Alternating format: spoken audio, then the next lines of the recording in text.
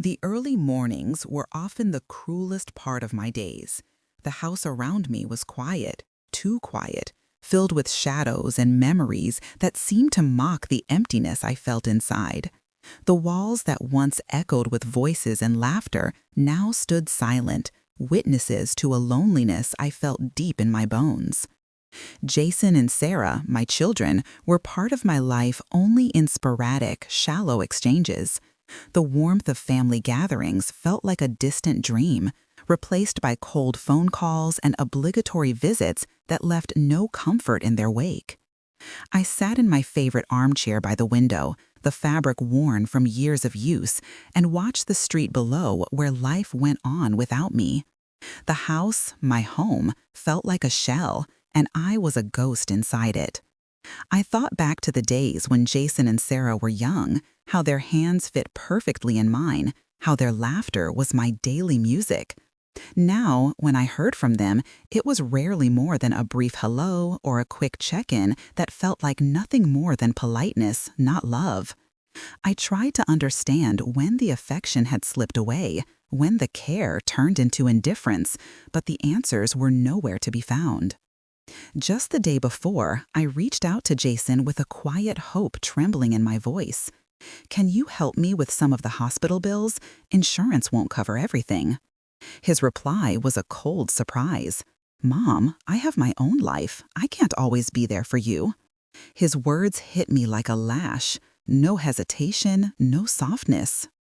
Just a finality that cut through the remaining threads holding us together. I swallowed the sting and told him I understood, though inside, the hurt took root deeper than I wanted to admit. I tried Sarah next, desperate for a flicker of care. Her excuse was predictably selfish.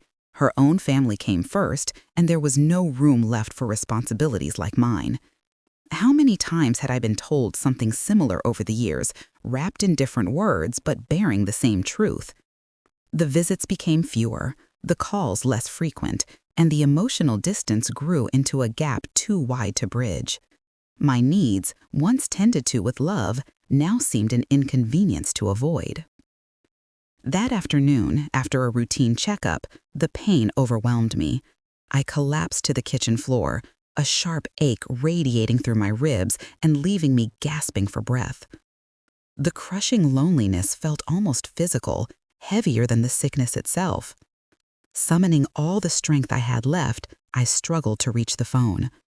When the hospital answered, the news was worse than I feared.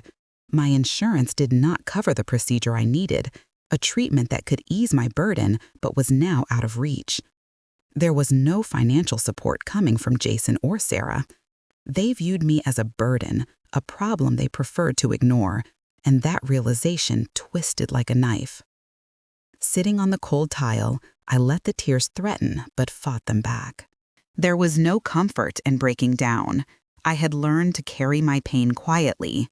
Instead of succumbing to despair, I began to observe, to really see the landscape of my fractured family. The love I had once believed in seemed lost to resentment and entitlement. This was not a sudden rupture, but a slow, grinding erosion of connection, small betrayals compiled into a chasm I could no longer cross. I remembered everything: the nights I stayed awake tending to fevers, the sacrifices woven into every meal and every smile I forced when the days felt too hard. Those efforts were unmet with gratitude or even acknowledgement. Instead, I became invisible, sidelined by the very people I had devoted my life to raising. It stung more than any illness, the feeling that I had been discarded by blood, by those who should have loved me most. As twilight dimmed the room, a quiet transformation began inside me. The overwhelming sadness shifted, making space for something new: attention and patience. I decided to stop begging for their affection or help. I would wear the silence of their neglect like a cloak, but beneath it, I would gather the strength to navigate my own path. My body might falter, but my mind stayed alert, calculating deeply, surely. I would survive this storm alone if I must, and in solitude, I would find my footing again. Slowly, as the world outside carried on unaware, I watched my isolation turn into a sanctuary of resolve. The rejection that once crushed me ignited a fire that promised a different kind of power, quiet and patient, but firm. My story was not finished. Though the family I knew was broken, the woman I was could still rise. I looked out the window one last time before night claimed the sky and whispered to myself a promise I was just beginning to understand. In neglect, I found my strength. It was not a surrender, but a new beginning, one born from abandonment but destined for resilience and quiet victory. The days that followed my quiet vow unfolded with a strange stillness. I did not rush to change my surroundings or plead for attention. Instead, I retreated into myself, masking the fresh wounds with a calm silence that I wore like armor. No one noticed the flicker of something new beneath the surface, not Jason, not Sarah, not even me fully. I learned to protect my pain, to fold it away in the deepest part of my heart, where it could no longer be trampled by their indifference. In this solitude, I found clarity. Memories rose unbidden, some sweet, others bitter, but all were tinged with a new awareness. I thought of the countless sacrifices I made for my family, the invisible ones I never mentioned because they were simply what a mother did.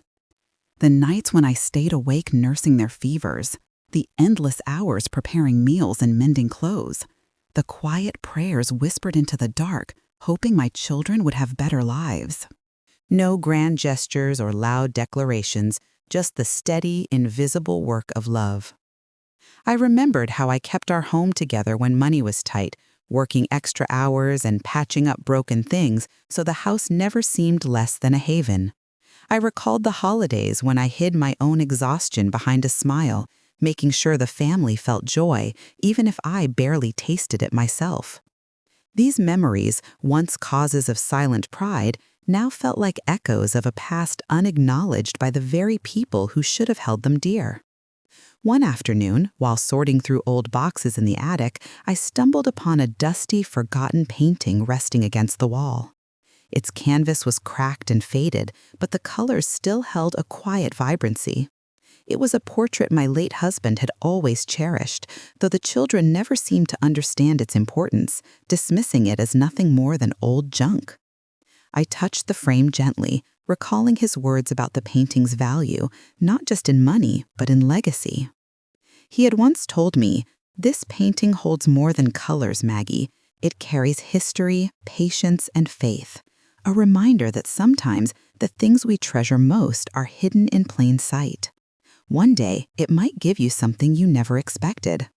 I smiled softly, the memory warming me. The painting had stayed tucked away all these years, unnoticed, just like me. That discovery sparked something inside me, a seed of hope rooted in patience and quiet power. The children had ignored it, just as they had ignored me, but I now realized its true worth. This painting, this fragment of our past, could be my secret weapon, my path to reclaiming the independence I was denied. I began to consider how I could turn this forgotten treasure into an opportunity. The thought of reaching out to my children to ask for help was futile. They had already shown their disdain. But this painting, hidden and undervalued by them, was mine to command. If I could unlock its value, I could break free from the financial chains tied to their neglect. I spent evenings sitting with the image, letting my mind wander through possible plans.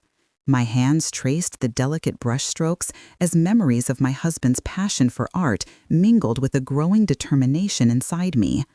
I remembered how he studied each piece carefully, how he believed that true value was found by those with patience and understanding. I had both now in abundance. But the act of transforming this plan into reality required careful thought.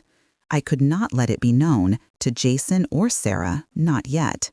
Their pride and entitlement would only turn to resentment if they suspected I was turning the hidden painting into my salvation. No, this had to be a quiet endeavor, done beneath their noses, a silent act of justice. I found myself reflecting on the countless ways we, mothers, navigate unseen paths. We bear burdens in silence and strategize survival without applause. This was not about revenge in loud declarations, but a silent reclaiming of what was rightfully mine: independence, dignity, and peace. One evening, as I sat sipping tea under the dim light of my kitchen, I felt a resolve crystallize within me. I would not let my worth be defined by neglect or by their rejection. My strength lay in patience, in observation, and in the slow unveiling of possibilities that others ignored. In those quiet moments, memories of laughter and love mingled with a deeper, sharper awareness. The family I once dreamed of was no longer mine to hold, but the woman I was becoming was a new force altogether: calm, calculated, and unyielding. The sacrifices I had made were not forgotten. They were the foundation of my silent revolution. I began to prepare mentally for what was to come. I would be cautious but deliberate, gathering knowledge and resources without drawing attention. The attic became my sanctuary, a place where the past and future converged in a dusty painting and an unspoken promise. I would learn its true worth, seek out experts who could value it, and in doing so, write a new chapter of my life, one where I was no longer invisible or voiceless. Sometimes, when the house was quiet and the night deep, I caught myself smiling, a small, tentative smile that grew bolder with every plan made in the hush of solitude. The quietude was no longer oppressive, but transforming, a space where hope could quietly take root. I was no longer just the mother left behind. I was a woman taking charge, crafting a future untethered from the past wounds. In this silent cocoon, I realized something profound. Neglect had stripped me of comfort, but it had also given me clarity. It had taught me that strength need not roar to be heard. Mine would be a quiet power, born not of anger, but of deeply rooted resolve. This was my time to rise, not with noise or fury, but with the steadfast patience of one who knows her worth and waits for the right moment to claim it. With hands steady and heart cautious but hopeful, I began to sketch the outlines of my plan, knowing that every small step counted. I could feel the weight of years lifting, replaced by the anticipation of a future where I would no longer a burden, but a woman sovereign over her own fate. In that quiet decision, I found peace and the first true taste of freedom. The first step was patience, the kind that sharpens the mind and steadies the soul. I could not afford to rush, not now. Quietly, I began researching the painting, learning everything I could about its origin, its artist, and any whisper of its real value. The days once heavy with neglect became purposeful, filled with hushed moments poring over old catalogs and auction records, reaching out to experts whose respect for art's subtleties matched my own.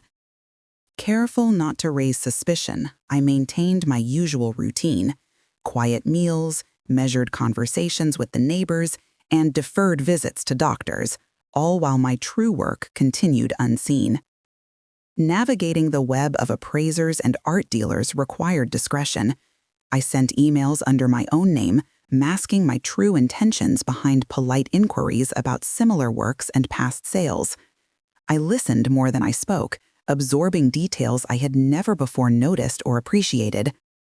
Late one afternoon, I found myself in a small gallery several towns away, where the owner, a man named Leonard, welcomed me with a smile that held a mix of curiosity and kindness.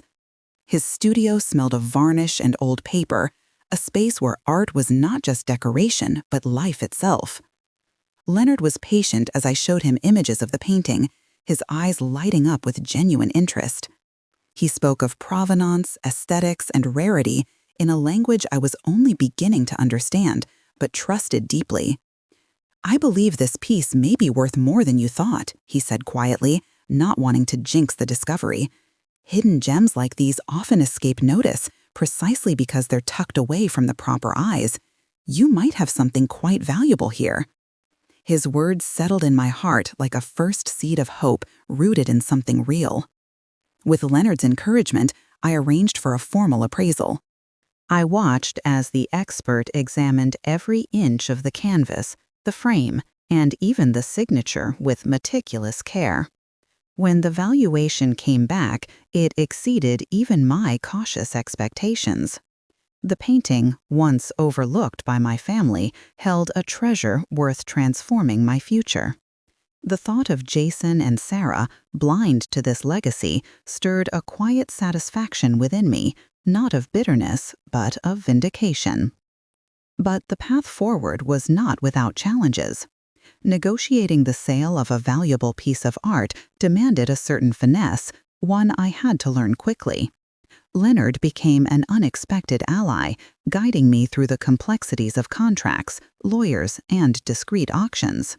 His professionalism steadied my nerves, his belief in my cause bolstered my resolve. I began assembling the necessary documents, organizing the provenance certificates my husband had carefully preserved, and procuring expert letters to establish authenticity. Each paper and signature was a step toward reclaiming my independence, a tangible proof of a legacy denied by my children but not extinguished.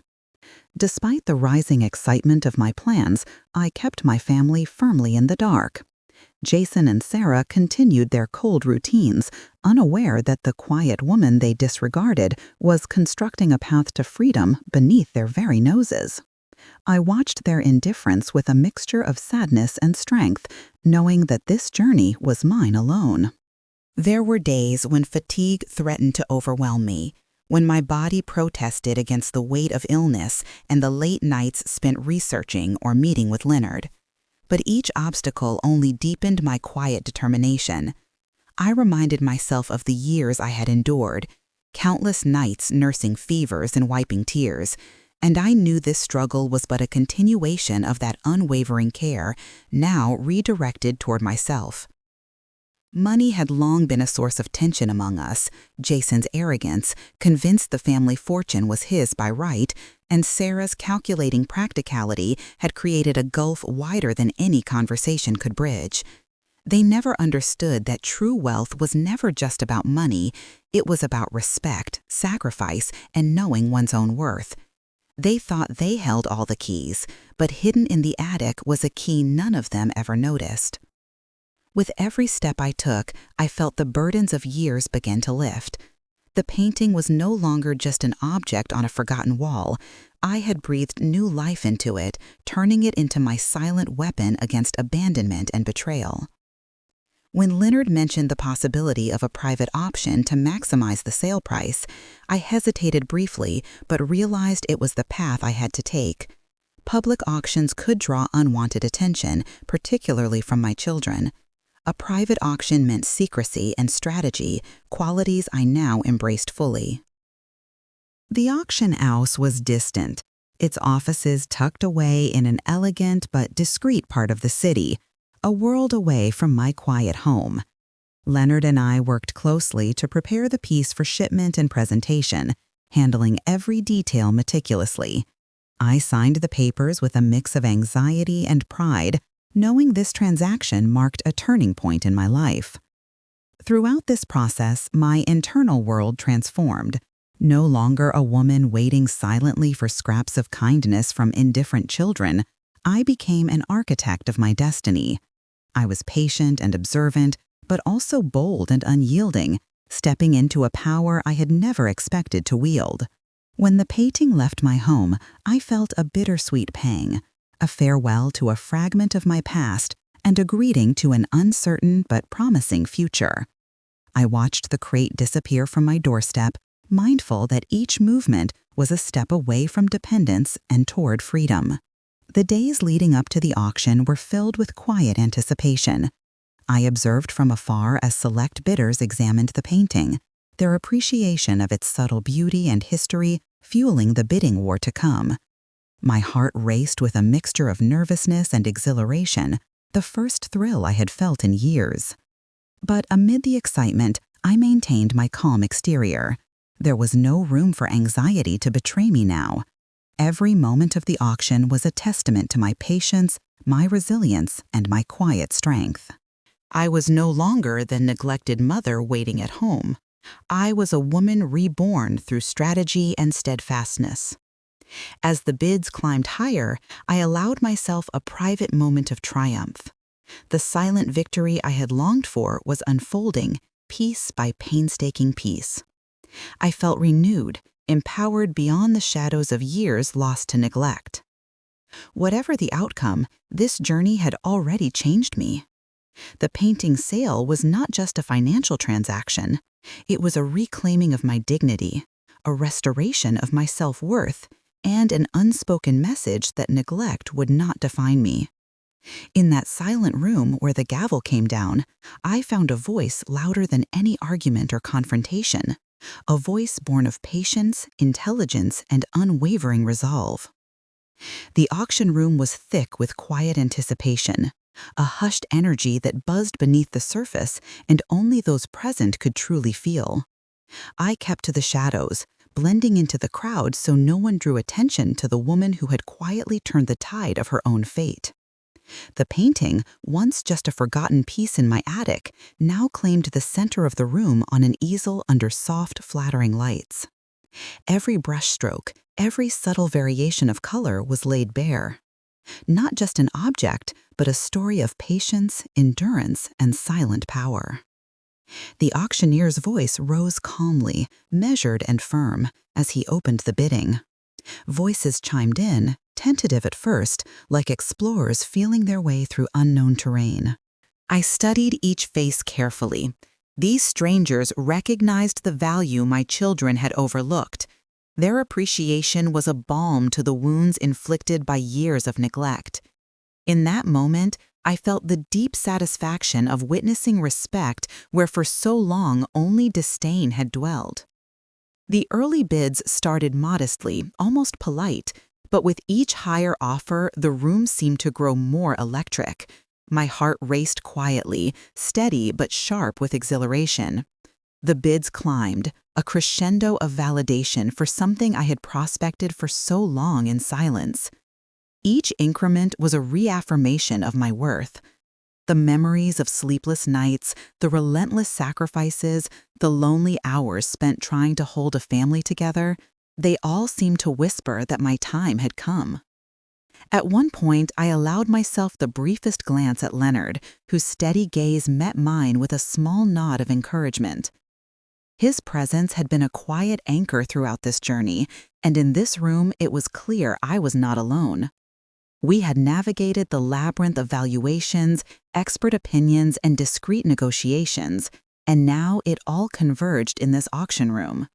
My pulse was steady beneath my calm exterior, but inside a quiet storm raged, excitement, pride, hope intertwining in a way I hadn't allowed myself to feel in years.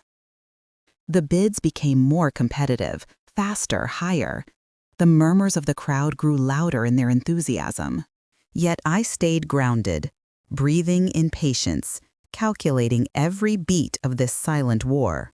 The faces around me spoke not of mercy or pity, but of respect and desire for the painting's unique story. Each call for a higher bid was a victory in the quiet war I had waged.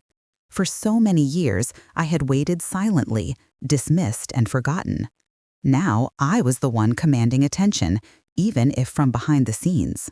One particular bid startled me with its generosity, a sum that surpassed even my cautious hopes. It drew gasps from the audience and quick glances around the room, but I barely moved. My focus was razor sharp, my mind clear. Control was everything now.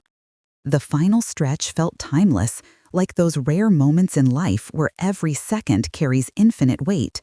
I was standing at the crossroads of past pain and future promise. Then, the auctioneer called for a pause, assessing bids before the final escalation. There was a brief stillness, tense yet hopeful. When the sequence resumed, the bidding war reignited with renewed vigor. A particularly determined voice raised the stakes one last time, growing steadily beyond anyone else's reach. The gavel was poised, the moment pregnant with expectation. Finally, the sharp knock of the gavel echoed, sealing the deal and sending a hush over the room. The painting was sold. A wave of relief and pride washed over me. I was overwhelmed by a profound sense of renewal, of validation but extended far beyond money. This was more than a transaction. It was the reclaiming of my identity and my dignity, a milestone that marked the end of waiting silently and the beginning of living purposefully. Leaving the auction house, the crisp air felt different against my skin. No longer weighed by dependence or the stigma of neglect, I walked with a steady step, each breath a quiet affirmation of the life I was reclaiming. The money would open doors I had only dreamed of before, to freedom, to care without constraint, to self-love long overdue. Back home, the atmosphere seemed altered. Though the walls had not changed, the air felt lighter, less burdened by the years of loneliness. For the first time in a long while, I dared to envision what lay ahead. Travel to places I had only seen in books, quiet afternoons spent in peace, perhaps even new friendships fostered by the ease of independence. Simple things, once impossible, now seemed within reach. Then, unexpectedly, Jason and Sarah appeared at my door. Their timing was no accident. Their faces were expressions rehearsed for a role they hoped would manipulate the situation. Concern, care, blended with probing eyes searching for weakness. But their act no longer fooled me. I met their false sympathies with quiet strength. No anger, no accusation, just a firm, clear voice delivering a message long overdue. I told them of the sale, detailed the transformation unfolding in my life, the new chapter I had written without them. I spoke not with bitterness, but calm resolve, reminding them of the countless sacrifices I had made, the nights spent awake worrying, the years of quiet support, and how their neglect had forged the woman they now saw before them. This was a declaration of independence, not just financial, but emotional. Their expressions shifted from surprise to disbelief, unable to grasp the change they had missed, the power I had quietly amassed. I noticed a flicker of fear, perhaps regret, in their eyes as I explained that I no longer required their approval or assistance. The money was mine, earned through strategy and patience, and the life I planned was beyond their sphere. The conversation grew tense, but I remained steady. Their entitlements clashed against the unshakable woman I had become. I did not falter. I did not raise my voice. My silence had always been mistaken for weakness, but now it was a well of strength. They left that day with heavy steps and heavier hearts, their illusions shattered by a mother who refused to be dismissed. When the door closed behind them, I stood in the quiet house feeling a freedom I had never known. The years of pain and abandonment had not defeated me. They had forged me into something stronger, something unbreakable. The house no longer felt like a prison, but a sanctuary, a place from which I would launch a new life. That evening, as I gazed from my window at the sparkling city lights, a deep peace settled over me. The fragile woman who once waited silently had given way to someone who moved forward with purpose and pride. The phrase that had become my anchor, "In neglect I found my strength," resounded louder than ever, no longer merely words but a lived truth, a testament to the quiet victories that redefine a life. My story was far from over. It was a beginning born of pain, perseverance, and patient resolve. And as the night embraced the world outside, I knew one thing clearly. I was no longer waiting for their love or their permission. I was free, whole, and finally truly myself. After the door closed behind Jason and Sarah, the silence in the house was different, not heavy, but expectant, like the pause before a new chapter begins. For the first time in many years, I felt truly unburdened. The years of emotional abandonment, the nights lying awake wondering if my children cared, had culminated in this moment.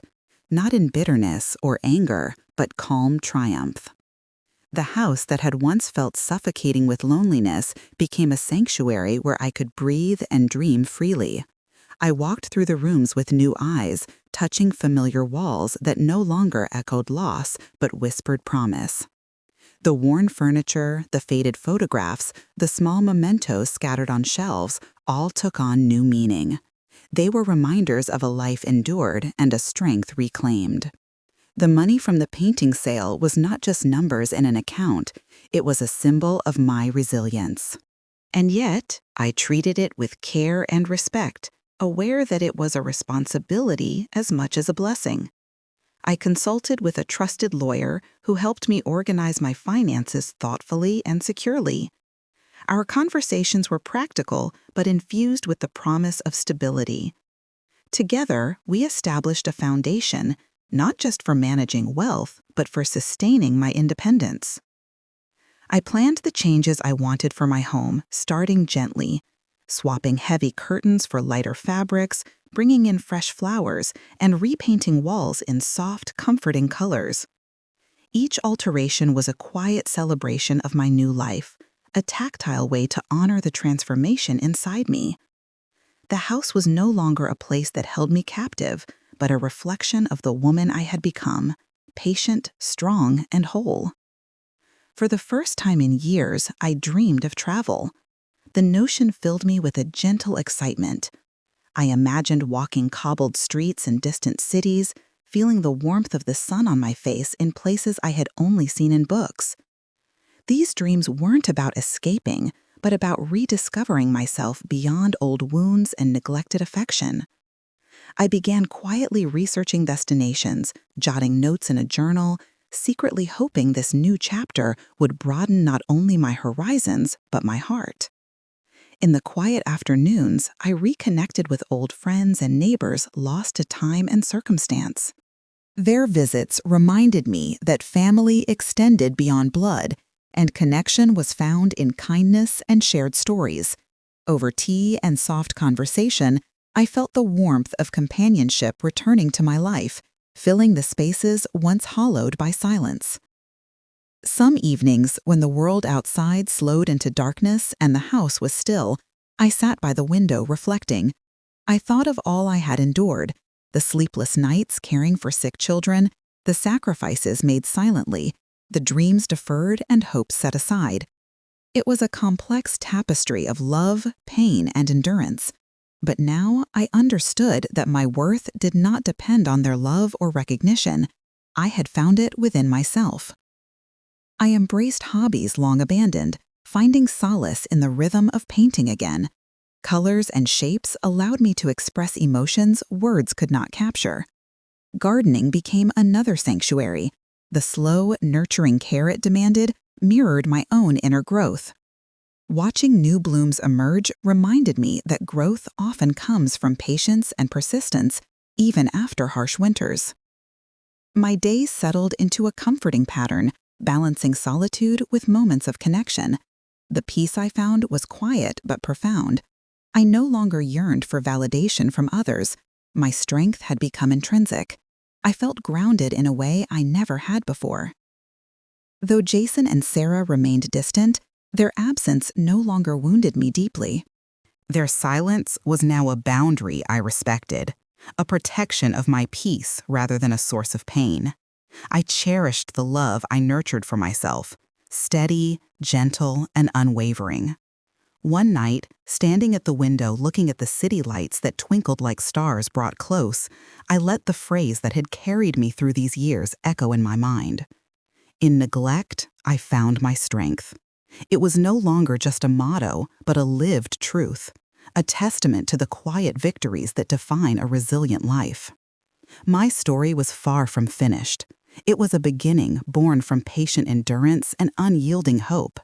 I knew, without hesitation, that I was no longer waiting for anyone's love or permission. I was free, complete, and finally wholly myself. The quiet that settled into my home felt different now, not heavy with loneliness, but softened by peace. I moved through each room with gentle footsteps, touching familiar surfaces with a tenderness I hadn't known in years. The weight of waiting for love that never came had lifted, replaced by the freedom to care for myself first. One morning, sunlight spilled through the curtains, casting warm patterns on the floor. I stood by the window, watching birds flit among the trees and neighbors go about their day.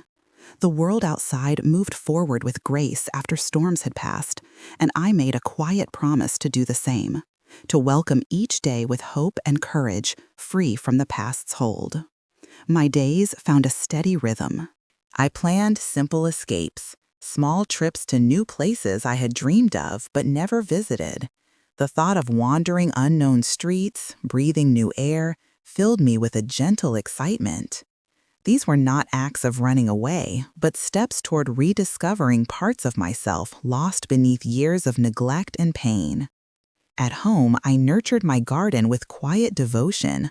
Watching seedlings grow and blooms unfold became a meditation on patience and resilience. The earth beneath my fingers grounded me, reminding me that healing, like nature, happens slowly but surely, even after the harshest winters. Reconnecting with friends and neighbors became a source of comfort. Their laughter and kindness warmed the quiet spaces in my life. In their company, I allowed myself to be vulnerable, learning that true connection embraces openness rather than judgment. These moments reminded me that family is made of love, not just blood. Evenings brought reflection. I sat by the window, gazing at stars twinkling softly in the dark sky. I thought of the years I had endured, sleepless nights caring for sick children, sacrifices made in silence, dreams postponed. The tapestry of my life, woven from love and pain, was intricate and profound. Yet now, I no longer sought validation from those who had neglected me. The strength I needed had grown within me, steady and unwavering. I returned to hobbies long forgotten. Painting allowed me to express emotions that words could not, colors and shapes telling stories of sorrow, hope, and renewal. Gardening, too, remained a sanctuary, each new bloom symbolizing growth and resilience. These simple acts nourished my spirit and celebrated my journey. Though Jason and Sarah stayed distant, their silence was no longer a wound but a boundary protecting my peace. I held a quiet love for them, tempered with the knowledge that some bonds cannot be forced. The love I nurtured for myself was calm and enduring. One night, as I looked out over the city lights shining like close stars, the phrase that had supported me for years echoed clearly. In neglect, I found my strength.